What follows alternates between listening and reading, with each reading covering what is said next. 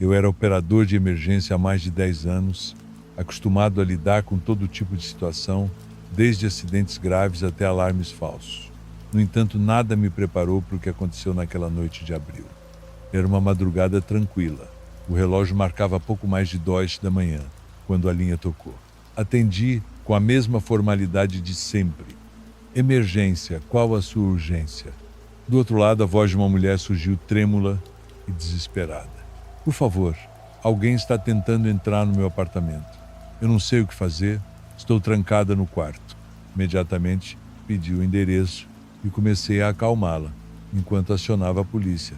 Ela me deu um endereço num prédio antigo, num bairro que já havia sido palco de incidentes estranhos, mas nunca algo tão direto quanto isso. Está tudo trancado, senhora? Você tem algum lugar seguro aí dentro? Perguntei, tentando manter a calma na voz. Estou trancada no quarto, mas eu ouço passos do lado de fora. Ela respondeu ofegante, quase em prantos. Enquanto aguardava a chegada da viatura, tentei manter a mulher na linha, falando coisas corriqueiras, distraindo-a do terror iminente. No entanto, sua respiração ficava cada vez mais irregular, como se algo estivesse se aproximando. De repente, um barulho seco ecoou pela linha, seguido de um grito desesperado. Tentei falar com ela, mas tudo o que ouvi foi o silêncio. Os policiais chegaram ao endereço pouco tempo depois. Eu continuei na linha, esperando por alguma atualização. Quando um dos oficiais finalmente falou comigo, sua voz estava cheia de perplexidade. Senhor, o apartamento está vazio. Não há sinais de luta, nada. O lugar parece não ter sido habitado há anos. Estamos verificando, mas não há ninguém aqui. Meu coração disparou. Verifiquem o registro da chamada. A mulher estava em pânico. Alguém estava tentando entrar. Enquanto eles investigavam, decidi revisar a gravação da chamada, na esperança de encontrar alguma pista do que havia ocorrido. Quando acessei o arquivo, percebi que ele estava corrompido. Todo o áudio parecia distorcido, exceto pelo grito final da mulher, que permanecia claro e agonizante. Foi então que os policiais ligaram novamente, trazendo informações ainda mais perturbadoras. Descobrimos que uma mulher foi assassinada neste apartamento exatamente 1 ano atrás. O caso nunca foi resolvido e o local estava lacrado desde então. Como isso é possível? A ligação se tornou um mistério que assombraria minha mente por muito tempo. Não houve explicação para o que aconteceu naquela noite. A voz daquela mulher, seu grito final e o fato de que ninguém estava lá continuam a me atormentar. Talvez, de alguma forma, aquela ligação fosse um chamado de outra dimensão, um eco de um evento passado que nunca encontrou justiça. Aquele foi o último plantão em que trabalhei sozinho. Algo na minha vida mudou profundamente depois disso, uma sensação de que o mundo em que vivemos é apenas uma camada fina sobre algo muito mais escuro e inexplicável. Nunca saberei ao certo o que aconteceu naquela madrugada, mas o chamado da mulher, a quem nunca conheci, ainda ressoa na minha memória, como um lembrete sombrio de que nem tudo o que existe pode ser compreendido. Antes de continuar para o próximo relato, comente de qual cidade você está assistindo e eu vou responder a todos que comentarem. Não se esqueça de se inscrever no canal e ativar o sininho de notificação para não perder nenhum vídeo novo. Agora vamos continuar. Eu nunca vou esquecer aquela noite. Era final de turno e a central de emergência estava estranhamente silenciosa. Quase todos os atendentes já haviam ido embora e eu estava prestes a desligar meu equipamento quando o telefone tocou. Uma ligação a essa hora, tão perto do final do expediente, sempre era algo complicado, mas atendi de qualquer forma, tentando manter a voz calma e profissional. Do outro lado da linha, um homem parecia desesperado. Ele dizia que tinha se envolvido num acidente de carro e estava preso nas ferragens. Sua voz estava cheia de pavor e eu podia ouvir a respiração ofegante dele. Naquele momento, minha única preocupação era manter-lo calmo enquanto enviava uma equipe de resgate para o local. Tentei fazer com que ele descrevesse o que via ao redor, onde o acidente tinha ocorrido, mas a resposta dele era confusa, desconexa. Eu estou preso. Tudo escuro. Não consigo sair. Ele repetia. O pânico na voz dele me deixou nervosa.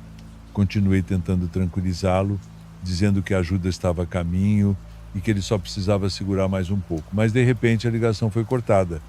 A linha caiu e um silêncio estranho tomou conta do ambiente. Imediatamente entrei em contato com os paramédicos, fornecendo as coordenadas que consegui capturar antes da interrupção. Fiquei ali aguardando um retorno, tentando me convencer de que logo ouviria a confirmação de que tudo estava sob controle. Mas a resposta que chegou foi muito diferente. Quando os paramédicos chegaram ao local indicado, encontraram um carro destruído em uma vala. O veículo estava irreconhecível, totalmente retorcido pelas ferragens. No entanto, o que mais me perturbou foi a informação de que o motorista estava morto há várias horas. O celular dele foi encontrado quebrado ao lado do corpo e não havia como ele ter feito aquela chamada. Eu estava incrédula. Revirei as gravações da chamada, buscando uma explicação lógica para o que tinha acontecido. A ligação deveria ter durado cerca de 10 minutos, mas o arquivo mostrava apenas 30 segundos de estática, seguidos por um som estranho, algo que eu não conseguia decifrar. O som me perseguia, mesmo após desligar o computador. Eu o ouvia nas noites em que tentava dormir, como um eco distante. Cada vez que fechava os olhos, era como se o som da colisão do carro se repetisse em minha mente e eu podia ouvir a voz daquele homem, a mesma voz que não deveria ter existido. Era como se ele estivesse ali tentando se comunicar, buscando algo que eu não conseguia oferecer. Tentei me convencer de que tudo era fruto do meu cansaço, que minha mente estava pregando peças. Mas isso não explicava os pesadelos, as noites em claro e a sensação constante de que alguém estava ao meu lado, observando, esperando. A cada noite que passava, os pesadelos ficavam mais vívidos e em cada um deles o som da colisão era mais alto, mais perturbador. Comecei a questionar minha sanidade. Não era apenas a voz do homem que eu ouvia, mas também o som do carro batendo, o impacto reverberando por todo o meu corpo. Eu sentia um peso no ar, algo denso e opressor. Acordava suando frio, com o som da respiração desesperada dele ainda ressoando nos meus ouvidos. Decidi então tentar entender o que estava acontecendo. Voltei ao local do acidente durante o dia, na esperança de encontrar alguma explicação. Quando cheguei lá, o lugar estava deserto, mas a sensação de inquietude era quase tangível. A vala onde o carro havia caído parecia mais profunda do que eu lembrava, né? Como se o tempo tivesse parado ali, aprisionando aquele momento em um loop eterno. Enquanto eu olhava para aquele lugar, algo chamou minha atenção. Havia marcas no asfalto, como se o carro tivesse derrapado antes de cair, mas elas pareciam recentes, frescas demais para terem sido feitas no mesmo dia do acidente. Eu senti um arrepio percorrer minha espinha. Foi então que eu vi. Não era um som qualquer, era a mesma voz, agora sussurrando algo que eu não conseguia entender. Virei-me instintivamente, mas não havia ninguém lá, estava sozinha. A voz continuava, mais baixa, mais incessante, como um zumbido no fundo da minha mente. Voltei para casa naquela noite com a sensação de que algo havia mudado, como se tivesse trazido algo comigo. As noites seguintes foram piores. O som da colisão se repetia em minha mente, cada vez mais alto, cada vez mais real. Eu sabia que aquilo não deveria estar acontecendo, mas não conseguia escapar. Era como se o momento do acidente estivesse preso em algum lugar, se repetindo, se perpetuando, e eu estivesse conectada a ele de uma forma que não conseguia entender.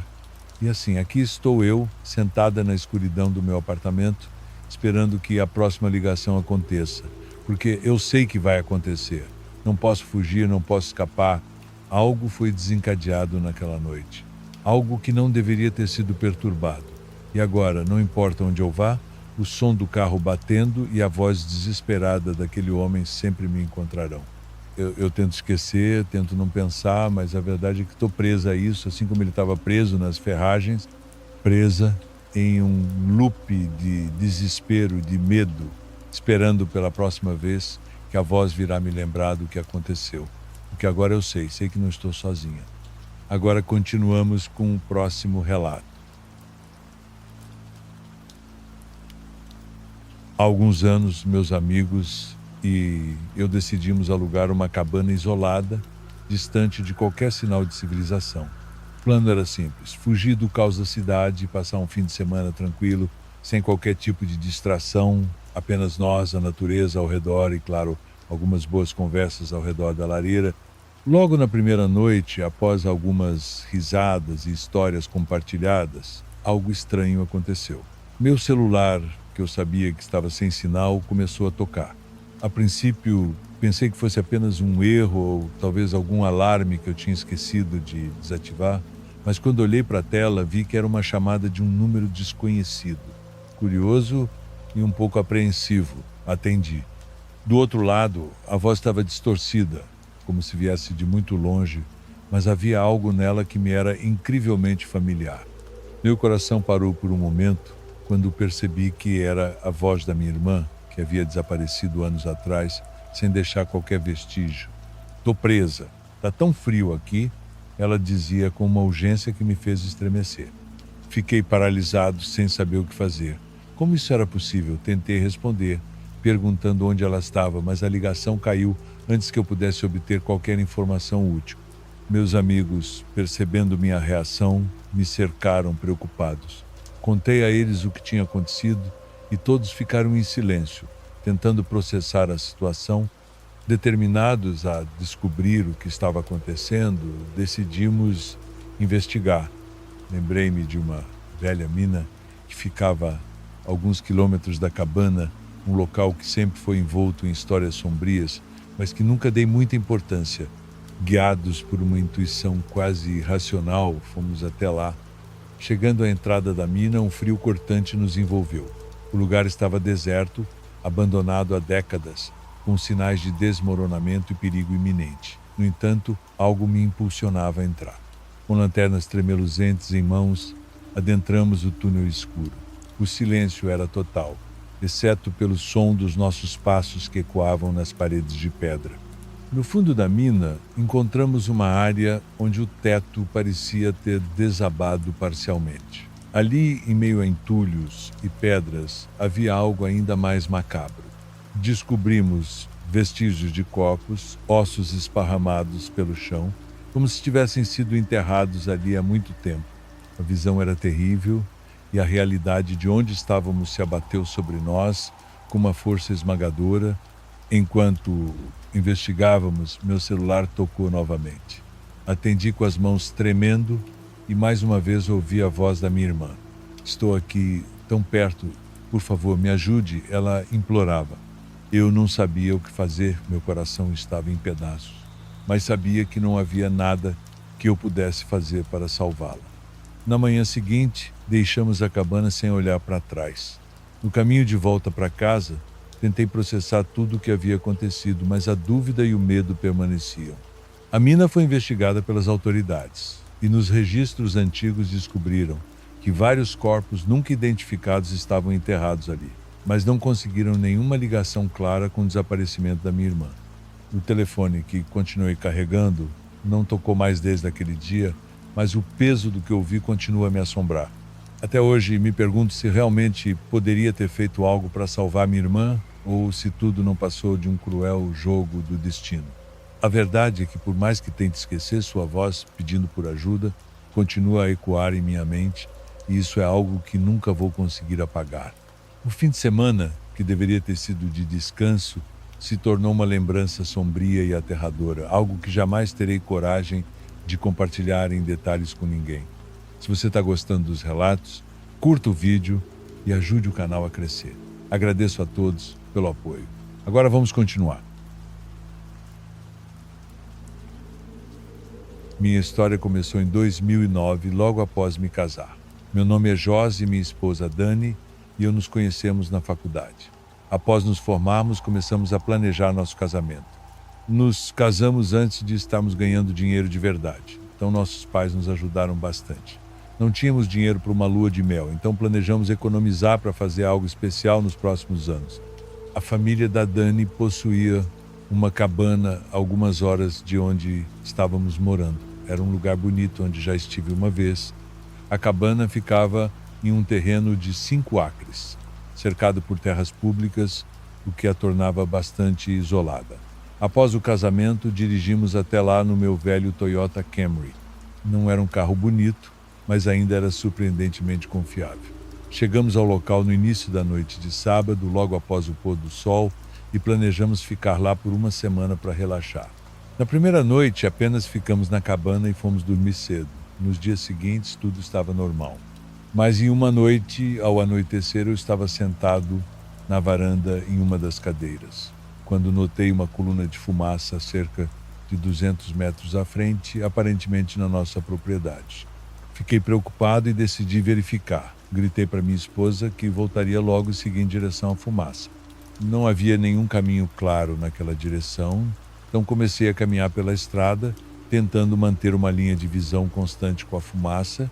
Pensei que alguém pudesse ter invadido a nossa propriedade, talvez confundindo com terras públicas. Quando cheguei perto da origem da fumaça, entrei na floresta e perdi de vista a coluna de fumaça.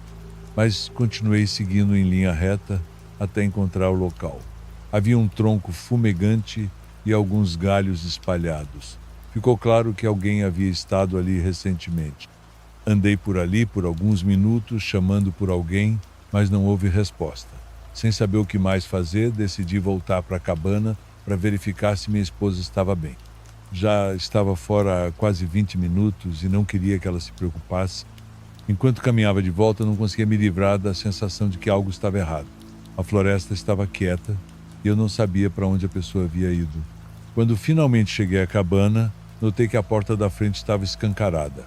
Entrei rapidamente e no meio da sala estava um homem segurando minha esposa por trás. Ele parecia louco. Suas roupas estavam sujas e rasgadas, como se estivesse vivendo na floresta. Os olhos da Dani estavam arregalados de medo, mas ela se mantinha relativamente calma. "Quem é você? O que você quer?" perguntei. Ele não respondeu, apenas me encarou. Pude ver que ele estava tremendo, o que só me deixou mais nervoso. "Por favor, apenas a deixe ir. Não queremos problemas. Podemos ajudar você se precisar de algo", eu disse, tentando acalmá-lo. Ele me olhou, depois voltou a olhar para minha esposa. Parecia que ele estava considerando minhas palavras, mas isso foi provavelmente uma falsa esperança. Sem aviso, Dani acertou o homem com o cotovelo nas costelas. Ele a soltou por um instante, o suficiente para que ela se libertasse. Corremos para fora da cabana, pulamos no carro e eu liguei o motor, acelerando pela estrada de terra. Já estava quase escuro e os faróis eram tudo o que tínhamos para nos guiar. Só paramos quando chegamos à cidade mais próxima, cerca de 40 km de distância. Dani e eu estávamos abalados, mas aliviados por estarmos seguros. Fomos direto para a delegacia e relatamos o que havia acontecido. Embora eu achasse que era uma emergência, a polícia só saiu para investigar na manhã seguinte, pois era uma cidade pequena e com poucos recursos. Passamos a noite em um pequeno motel, mas não conseguimos dormir. Passamos a maior parte do tempo conversando. Na manhã seguinte, retornamos à cabana com a polícia. Quando nos aproximamos, vi uma coluna de fumaça à distância. Meu estômago revirou. Quando chegamos, nossos piores temores se confirmaram. A cabana estava completamente queimada, reduzida a uma pilha de cinzas. O cheiro de madeira queimada pairava pesado no ar. Dani se agarrou ao meu braço, chorando. Ficamos ali, em silêncio, observando enquanto o que restava da cabana de sua família se desfazia em fumaça. A polícia e os bombeiros investigaram o local, mas não havia muito o que fazer. O homem havia desaparecido sem deixar rastros e qualquer evidência que pudesse ajudar a identificá-lo provavelmente foi destruída no incêndio. No entanto, eles nos disseram que não encontraram restos humanos entre os escombros, então parecia que o homem havia escapado. Decidimos ficar com os pais da Dani por alguns dias enquanto decidíamos nossos próximos passos. Eles ficaram chocados e tristes com o que havia acontecido, mas aliviados por estarmos seguros. Essa foi minha primeira semana como homem casado. Felizmente, nossas vidas só melhoraram desde então. A cabana foi reconstruída alguns anos depois e foi vendida algum tempo depois disso. Nunca quis voltar para a nova cabana. Agora vamos para o próximo relato. Eu trabalhava na recepção de uma funerária na Cidade do México. Tinha acabado de conseguir aquele emprego e, claro, não era o trabalho dos meus sonhos. No entanto, eu vinha lutando muito para encontrar algo que pagasse o suficiente, já que eu era estudante universitária e precisava cobrir meus estudos. Minhas tarefas consistiam em atender as pessoas que vinham perguntar sobre o preço dos caixões e também verificar durante os funerais se a sala onde os falecidos estavam sendo velados não excedia o número permitido de pessoas. Além disso, eu lidava com o atendimento ao cliente em geral. Um dia, estava prestes a começar um funeral e havia poucas pessoas na sala de velório. De repente, entrou um homem de terno muito elegante, mas ele parecia um pouco desorientado. Perguntei se ele precisava de ajuda com algo e ele perguntou onde estava. Respondi que ele estava na funerária Santa Rosa e que estava prestes a assistir ao funeral que estava para começar. No entanto, ele disse que não sabia como tinha chegado lá e saiu aparentemente confuso. Continuei com o meu trabalho, atendendo telefonemas e orientando as pessoas que chegavam. Algumas horas se passaram e estava escurecendo. Levantei-me para tomar um café quando vi, pela janela que dava para a sala ao lado do velório, o mesmo homem sentado em uma das cadeiras, completamente sozinho. Aquela sala deveria estar fechada, já que não havia nenhum funeral acontecendo ali naquele dia. O que me pareceu estranho, pois as salas são trancadas quando não estão em uso. Saí da recepção e me aproximei da sala tentando abrir a porta, mas estava trancada. Bati na porta para que o senhor pudesse me ouvir e abrir, para que eu pudesse dizer a ele que não poderia estar ali e que deveria sair. No entanto, ele não virou para me olhar e continuou olhando para frente, onde os caixões eram colocados. Imediatamente fui procurar o segurança para contar o que estava acontecendo e pedi que ele abrisse a porta para que retirássemos o senhor de lá. O segurança me disse que ninguém poderia estar lá dentro, pois aquela sala havia sido limpa desde o dia anterior e que apenas ele e a proprietária tinham as chaves e ela também não estava lá naquele dia. A situação estava cada vez mais estranha, mas quando chegamos à sala, o senhor não estava mais lá. O segurança abriu a porta e procuramos por ele, mas não havia ninguém lá. Ele me perguntou se eu estava completamente certa de que tinha visto alguém ali, e eu disse que sim, que não estava louca, pois até mesmo aquele senhor tinha ido até a recepção mais cedo e falado comigo. O segurança simplesmente fechou a porta com chave novamente e voltou para o seu posto de trabalho. Eu voltei para a recepção, muito confusa com tudo o que estava acontecendo. Já era quase hora de sair, então entrei na sala onde estavam velando alguém para verificar se tudo estava em ordem antes de ir embora. Quando entrei na sala, vi a foto daquele senhor, o mesmo que havia visto e conversado comigo naquele dia. A foto estava ao lado do caixão. Fiquei apavorado e não podia acreditar. Um colega me encontrou na entrada e perguntou se estava tudo bem. Entrei em lágrimas e expliquei o que havia acontecido, sabendo que ele tinha todo o direito de não acreditar em mim. No entanto, ao contrário do que eu esperava, ele me disse que acreditava em mim e que entendia, pois trabalhava lá há mais tempo. Ele contou que também havia visto coisas estranhas naquele lugar e disse para eu não ter medo. Explicou que era comum ficar impressionado, já que ninguém está acostumado a ver ou falar com falecidos, mas que eram apenas almas penadas que ainda não haviam compreendido que tinham falecido e estavam presas neste mundo. Disse que provavelmente não demorariam a seguir para o outro lado, que eram apenas almas passageiras e que não me fariam mal. Eu fui para casa e realmente queria pedir demissão, mas não podia fazer isso, pois precisava muito do dinheiro para continuar estudando. Pedi à minha chefe para tirar um dia de folga e ela aceitou. No entanto, depois disso, tive que voltar ao trabalho e agir como se nada tivesse acontecido. Continuei lá por mais 3 meses e, em algumas ocasiões, coisas estranhas aconteciam ou eu via sombras quando a funerária estava vazia. Aos poucos, fui me acostumando com tudo aquilo até que consegui um emprego melhor e pude pedir demissão. Espero que tenham gostado da minha história e lembrem-se, se vocês também já viram ou conversaram com o falecido, saibam que não estão sozinhos. Há mais pessoas que passaram por isso, especialmente as mais sensíveis. Agora seguimos com o próximo relato. Há alguns anos, quando eu estava na faculdade, muitas vezes eu ficava acordado até tarde fazendo tarefas. Não era algo comum, mas acontecia em algumas ocasiões, especialmente quando eu tinha projetos mais complicados. Uma dessas vezes, tive um projeto particularmente difícil em uma das minhas aulas.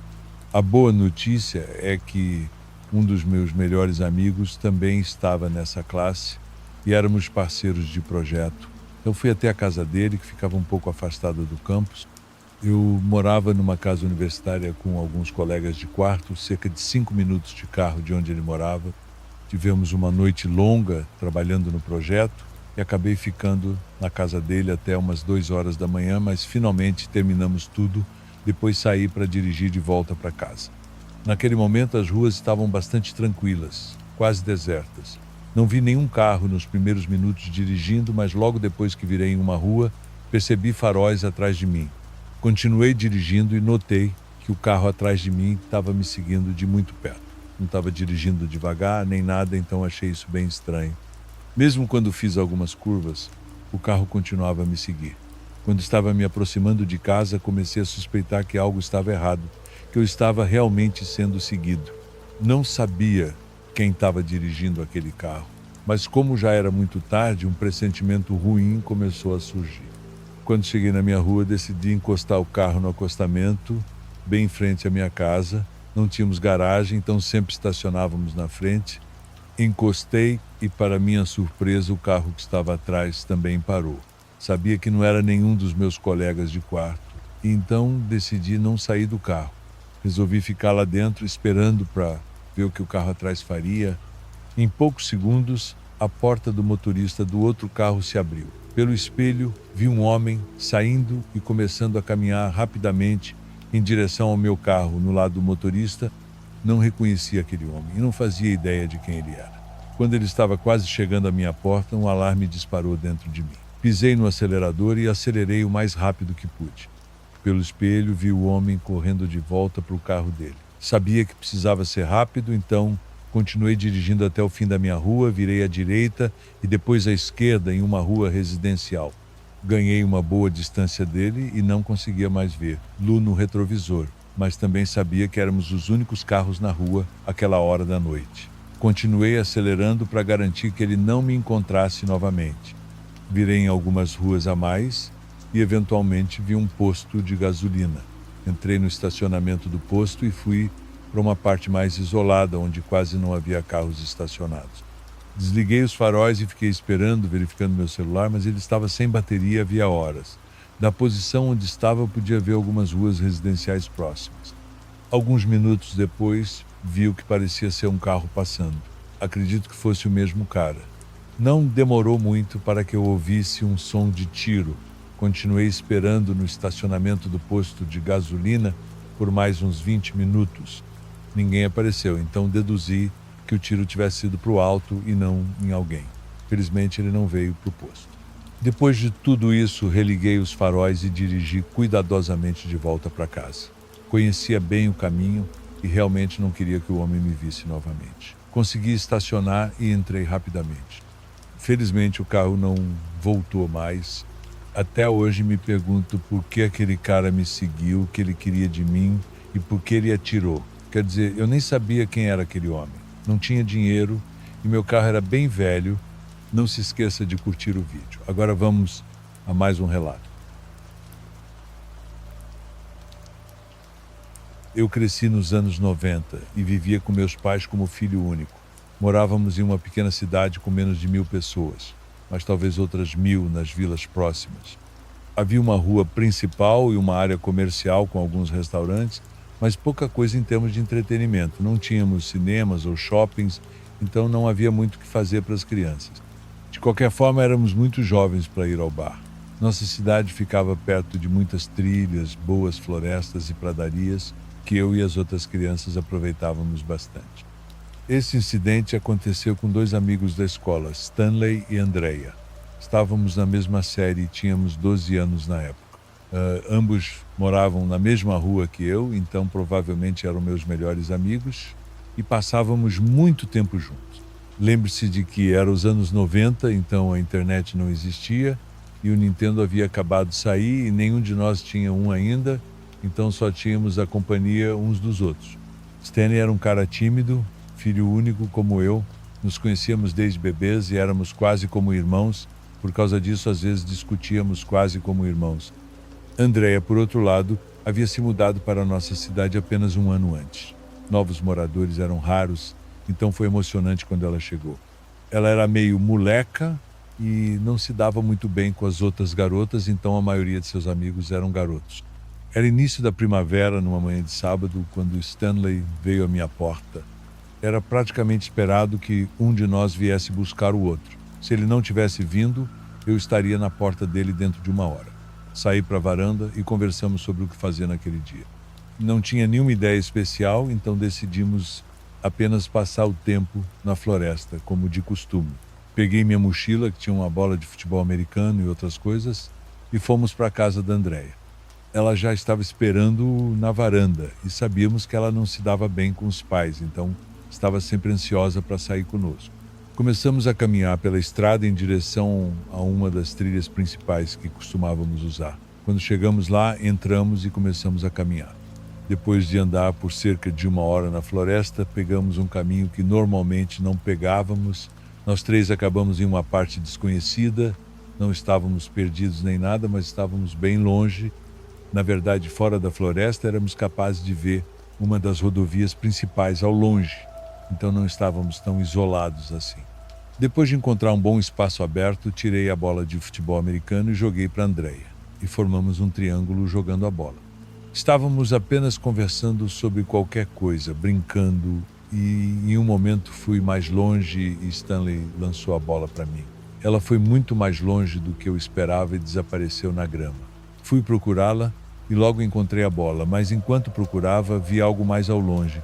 Parecia um carro antigo, parcialmente coberto de grama e detritos. Havia algumas árvores ao redor também. Depois de pegar a bola, chamei os outros para ver o carro.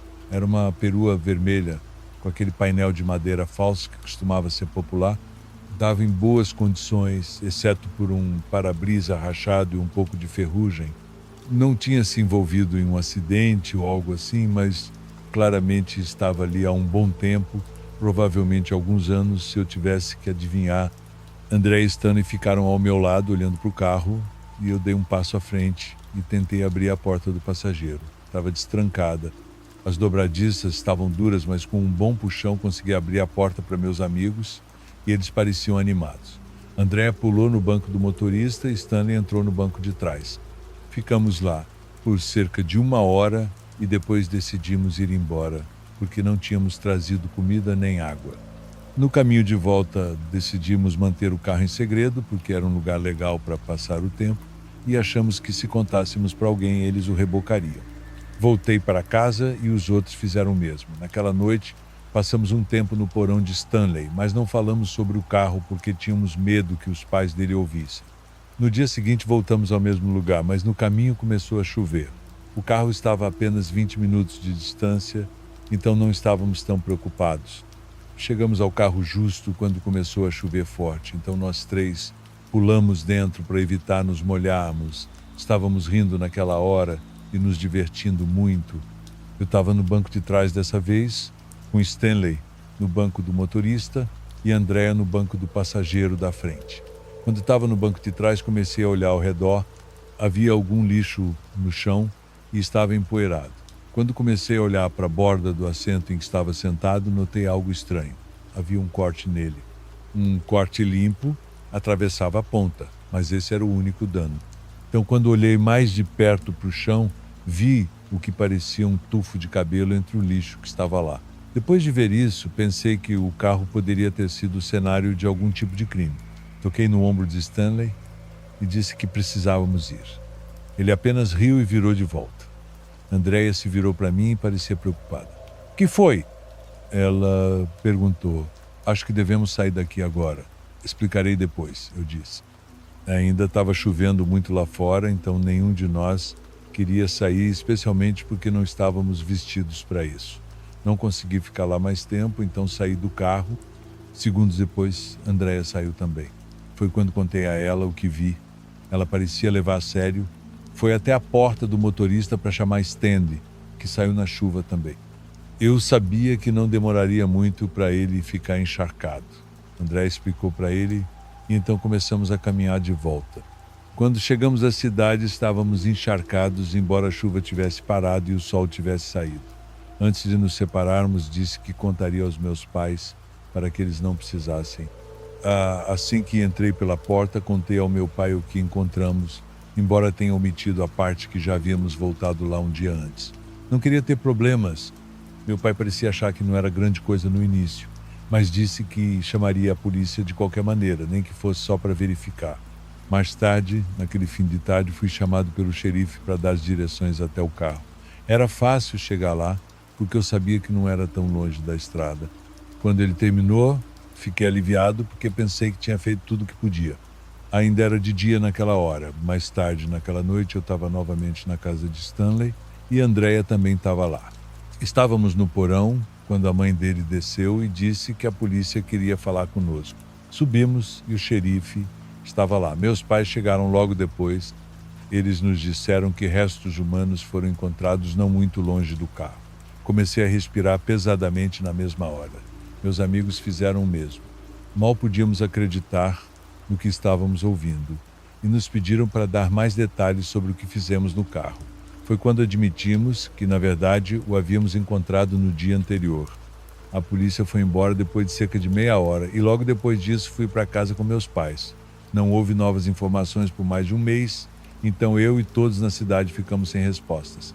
O que acabei ouvindo foi que o carro pertencia a uma pessoa desaparecida e os restos foram confirmados como pertencentes a ele. Não era alguém da nossa cidade, apenas alguém de passagem, ao que parecia. Claro, suspeitava-se de crime, mas nunca surgiu um suspeito e ninguém foi preso. Gosto de pensar que não foi um dos nossos vizinhos, mas não tenho tanta certeza. Mesmo hoje o caso está sem solução. Quanto aos meus amigos, ainda somos próximos, embora Andrea tenha se mudado. Stanley e eu conversamos sobre isso às vezes. É a coisa mais assustadora que vivemos nesse fim de mundo. Agora acompanhe a próxima história. Sou originário de uma cidade localizada nas montanhas do norte de Puebla, no México, chamada Hualchinango. Quando eu era criança, lá tinha muita paz e segurança. Eu podia sair sozinho na rua, brincar, e nunca acontecia nada. Lembro-me de sair para brincar com os amigos tarde da noite, no nevoeiro, na garoa. Era uma das poucas coisas divertidas que tínhamos morando num lugar tão pequeno. Uma das coisas estranhas que meus amigos e eu fazíamos na infância era entrar furtivamente no cemitério municipal quando ele estava fechado. Esse local é localizado no centro da cidade e lá começávamos a brincar de esconde-esconde entre os túmulos. Eu sei que parece estranho, mas éramos crianças com cerca de 8 anos de idade, então não sabíamos o perigo. Além disso, havia uma certa adrenalina ao pensar que talvez algo pudesse correr atrás de nós naquele local. Não foram muitas as vezes que fizemos isso, mas todos nós considerávamos muito divertido.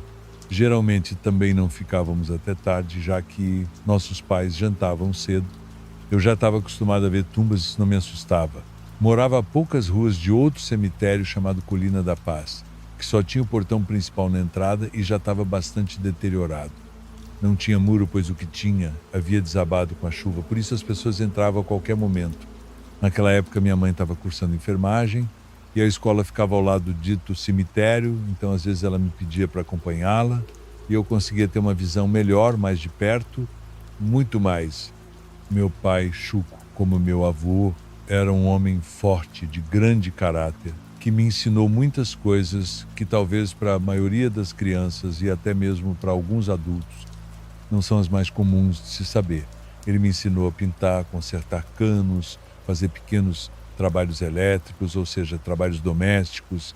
Sou muito grato a ele por ter me ensinado tantas coisas e até hoje sinto falta dele. Ainda me lembro dele com muito carinho. Meu pai Chuco também já faleceu por causa do diabetes que o afligia e de um câncer que o atingiu. Ele nos deixou quando eu tinha 12 anos. Para mim, a morte dele foi muito difícil, mas me ajudou a amadurecer repentinamente, a seguir em frente e a ser independente. Ele faleceu no dia 20 de outubro, próximo às festividades do Dia dos Mortos. Aqui no México, como muitos sabem, é costume ir aos cemitérios nos dias 1 e 2 de novembro para enfeitar os túmulos com flores, levar comida aos mortos, lembrar dos nossos entes queridos que vêm para nos ver. No primeiro ano em que meu pai faleceu, eu quis ir consertar seu túmulo, aproveitando seu aniversário, indo antes das festividades do Dia dos Mortos. Como aqui chove a maior parte do ano, você pode imaginar como estão os túmulos sujos, abandonados. Eu não queria que ele ficasse assim quando o cemitério estivesse cheio de gente. Então, um dia, quando saí da escola, peguei os utensílios de limpeza, um pouco de tinta, um pincel e fui até lá para fazer uma manutenção. Felizmente, naquele dia o céu estava limpo, então eu sabia que poderia trabalhar em paz, sem medo da chuva. Cheguei ao cemitério por volta das 16h30, entrei, cumprimentei o vigia e depois fui direto ao túmulo para começar a limpeza. A lápide estava muito úmida, sem pintura e um tanto desgastada, então comecei imediatamente a trabalhar. Naquela época já existiam celulares e eu coloquei uma música baixinha para não me sentir sozinho naquela parte do cemitério. Também ajudou a me animar e a me sentir mais acompanhado, pois pude ver um casal de crianças, um pouco mais novas que eu, brincando de pega-pega entre os túmulos. Isso me lembrou minha infância, quando fazia isso também. Presumi que eles morassem perto dali ou talvez tivessem ido com os pais com a mesma ideia que eu. Não sei, mas pelo menos tinha companhia. O tempo passou muito rápido e a aparente tranquilidade de ouvir minhas músicas e as risadas das crianças me fizeram conseguir terminar meu trabalho de forma satisfatória. Eu sabia que, se meu pai pudesse ver isso, ele ficaria muito orgulhoso de mim. Terminei por volta das 18h30. Não era tão tarde, mas, devido ao fim do horário de verão, já escurecia mais cedo do que o normal. E eu não percebi. Então, vendo que as crianças que eu tinha visto brincando não estavam lá, peguei minhas coisas e saí, mas não antes de me despedir do meu pai. No caminho para a saída, ouvi as crianças correndo novamente. Consegui ver um deles escondido atrás de um túmulo. Passei por ele e ele se despediu de mim, movendo a mão suavemente de um lado para o outro. Retribuí a saudação e continuei meu caminho em direção à saída. Quando cheguei ao portão principal, vi que já estava fechado e lá estava o vigia, como sinal de que estava me esperando. Aproximei-me dele para me desculpar e cumprimentei-o. Boa noite, garoto, já está escuro. Eu estava apenas esperando por você. Pensei que algo tivesse acontecido, ele me disse. Não, desculpe, demorei. E o tempo passou muito rápido. Não percebi, respondi. Que bom que você terminou. Imagino que deve ter dado muito trabalho. Bem, aqui você deve ter mais cuidado. Estar nessas horas sombrias em um cemitério é um pouco assustador, né? Ele me perguntou.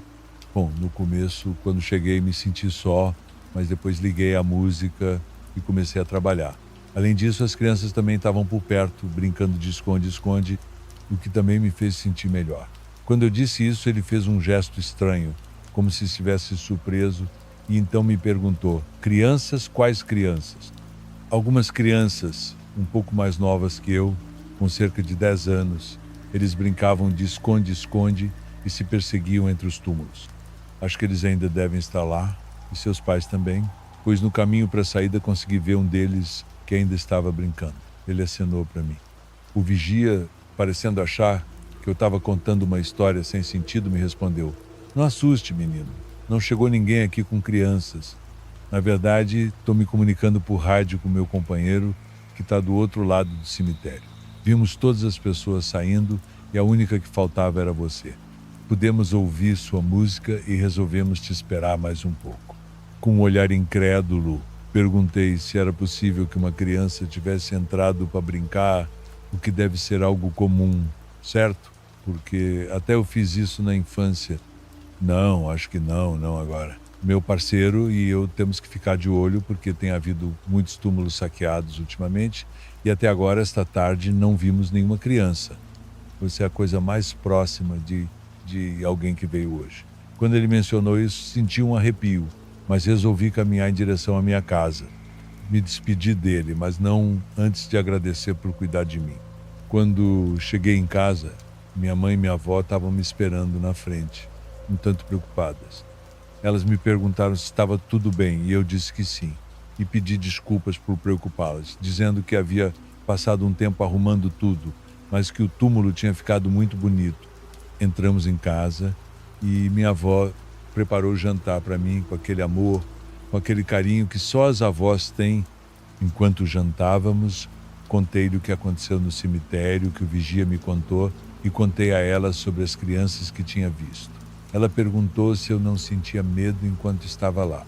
Eu disse a ela que não, que me sentia muito confortável, que quando saí, pude ver uma das crianças brincando e o vi se despedir de mim com muito carinho. Sei que as avós são sábias e a minha me disse que talvez pudessem ter sido anjos da guarda que estavam a cuidar de mim naquele momento, mas também que eu não devia arriscar ir sozinho a esse tipo de local, principalmente à noite, porque há muitos seres sombrios. Ela me disse que eles fingem ser bons, mas é claro, eles têm outras intenções. O que minha avó me contou ficou gravado em minha mente, mas mesmo assim, com todo o amor, ela me disse para não me preocupar, que ela estaria orando sempre por mim. Estou grato por tudo ter corrido bem naquele dia. Quer tenham sido anjos ou algum outro tipo de ser. Ainda me lembro do rosto da criança que se despediu de mim e, embora já façam alguns anos, ainda procuro ir de vez em quando consertar o túmulo do meu pai Chuco, que hoje é também o túmulo do meu irmão e onde um dia também irei descansar ao lado deles. Enquanto isso, sei que pelo menos os anjos, onde quer que estejam, continuam cuidando de mim. Agora continuamos com o próximo relato. Isso aconteceu em 2015, quando eu tinha 46 anos. Sou motorista de táxi há mais de 15 anos. Durante esses anos já vi e vivi de tudo nas ruas de São Paulo. Trabalhar de madrugada é sempre um desafio. A cidade que nunca dorme, por vezes, revela coisas que preferimos não ver. Naquela madrugada, algo me aconteceu que até hoje me faz repensar o que está realmente à espreita nas esquinas escuras da metrópole. Era uma sexta-feira, por volta das 3 da manhã, e eu estava na zona leste, tentando encontrar passageiros para fechar a noite. As ruas estavam praticamente desertas, a não ser por uns poucos carros que passavam de vez em quando. Eu dirigia devagar, já com a cabeça no fim do turno, quando vi um homem parado na calçada acenando para mim. O sujeito parecia comum. Usava um casaco escuro, boné, roupa simples. Parei o táxi ao lado dele e ele entrou no banco de trás sem dizer uma palavra. Cumprimentei e perguntei para onde ele queria ir, mas ele ficou em silêncio por alguns segundos, apenas apontando com a cabeça para frente. Achei estranho, mas a essa hora da madrugada você aprende a lidar com todo tipo de passageiro. Comecei a dirigir esperando que ele me desse o destino exato.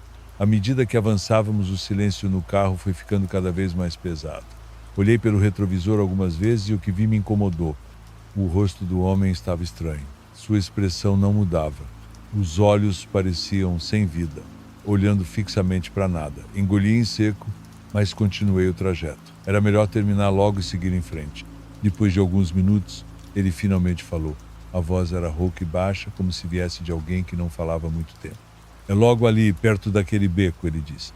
Olhei para a direção que ele apontava e logo reconheci o lugar. Aquele beco era uma área conhecida pela criminalidade. Evitava passar por ali, especialmente à noite, mas continuei dirigindo. Fiquei atento, algo na situação estava claramente errado. Quando me aproximei do beco, ele pediu para eu parar. A rua estava deserta, o beco ainda mais escuro, sem qualquer movimento visível. O homem saiu do carro sem me dirigir mais nenhuma palavra. Apenas fechou a porta e caminhou em direção à escuridão do beco. Esperei alguns segundos, talvez esperando que ele voltasse para apagar a corrida, mas ele simplesmente sumiu na sombra. A inquietação começou a crescer dentro de mim. Decidi sair do carro e dar uma olhada, talvez ele tivesse se perdido ou precisasse de ajuda. Andei alguns passos na direção em que ele foi, mas para minha surpresa não havia sinal de ninguém. O beco estava vazio, completamente silencioso. A única coisa que se ouvia era o vento leve, que passava entre as paredes estreitas. Senti uma pontada de medo subir pelo meu corpo. Algo estava definitivamente errado. Voltei rapidamente para o táxi e entrei no carro, tentando processar o que tinha acabado de acontecer.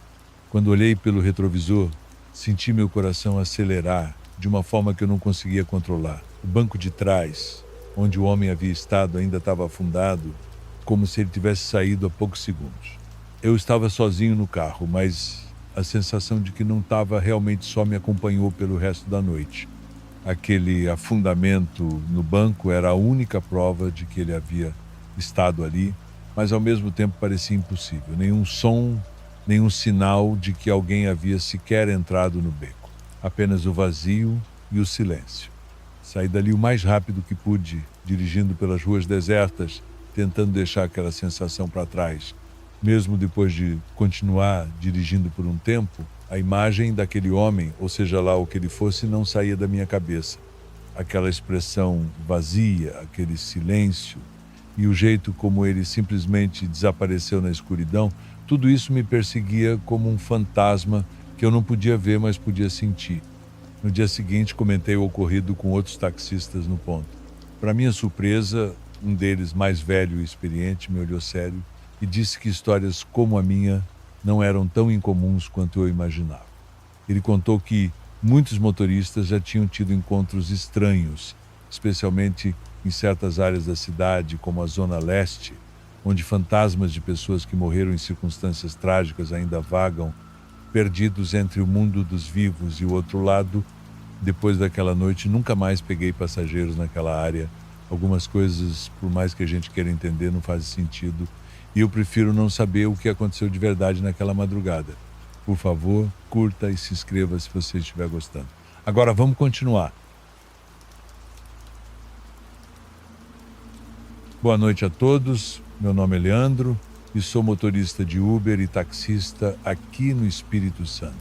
Trabalho à noite e de madrugada, normalmente até umas 3 da manhã, especialmente durante a pandemia, quando as ruas ficaram ainda mais desertas. A crise de 2020 pegou todo mundo de surpresa e mesmo com o medo que rondava por causa do vírus, eu continuava trabalhando. Não podia me dar ao luxo de parar. Com menos pessoas nas ruas, as corridas ficaram raras e os poucos passageiros que eu pegava pareciam estar sempre com pressa de voltar para casa. Era por volta de 1h30 da manhã quando recebi uma chamada pelo aplicativo. Era um cliente em uma área um pouco afastada, uma estrada que levava a um bairro mais tranquilo. Eu estava rodando pela cidade e as ruas estavam completamente desertas, sem trânsito, sem pedestres como era comum naquele período da pandemia. Acendi um cigarro e segui pela estrada com o rádio baixo, curtindo a tranquilidade da noite. A neblina começava a cobrir levemente a estrada e o ar estava mais frio do que o normal. À medida que avançava, as luzes dos postes iam ficando para trás e só os faróis do carro iluminavam o caminho à frente.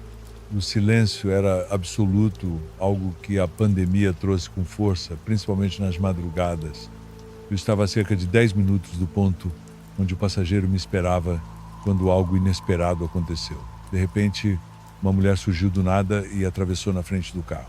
Foi tão rápido que quase não tive tempo de reagir. Pisei fundo no freio, o carro derrapou um pouco e o coração quase saiu pela boca. Naquele instante eu tinha certeza de que a tinha atropelado. O choque foi imediato, parei o carro no meio da estrada, com as mãos tremendo no volante, sem acreditar no que tinha acabado de acontecer. Saí do carro rapidamente, o peito apertado, esperando o pior, encontrar a mulher no chão machucada ou pior. Eu não tinha visto para onde ela tinha ido, mas tinha certeza que ela tinha sido atingida. Mas quando fui verificar, não havia ninguém. Olhei em volta, vasculhei a estrada e os arredores. A estrada estava vazia.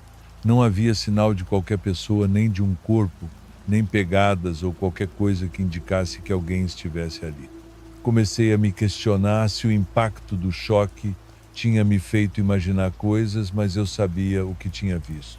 Era uma mulher, com certeza, de vestido claro, com cabelos longos e desgrenhados, atravessando a estrada diretamente na frente do meu carro.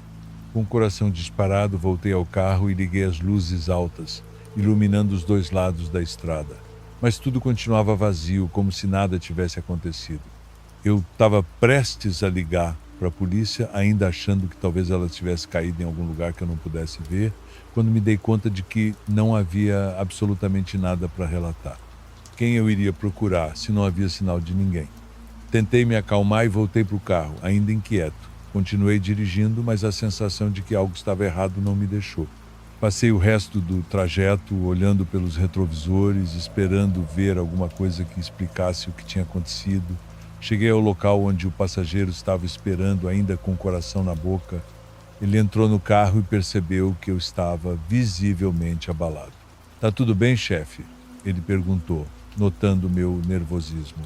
Contei rapidamente o que tinha acontecido, ainda sem acreditar. O passageiro, um rapaz jovem, ficou em silêncio por alguns instantes, como se estivesse tentando processar o que eu tinha dito. Então, com uma expressão séria, ele disse algo que me deixou ainda mais intrigado. Você não é o primeiro motorista a falar disso, sabia? Aqui nessa estrada já aconteceram uns acidentes estranhos. Dizem que tem uma mulher que aparece à noite, sempre do nada, atravessando na frente dos carros. Ela foi atropelada anos atrás e nunca mais deixou o lugar. Aquilo me gelou. Ele contou que a história circulava há muito tempo, principalmente entre motoristas de caminhão e táxi, que evitavam pegar aquela estrada tarde da noite. Algumas pessoas diziam que ela era uma alma perdida, presa ali, revivendo o momento do acidente.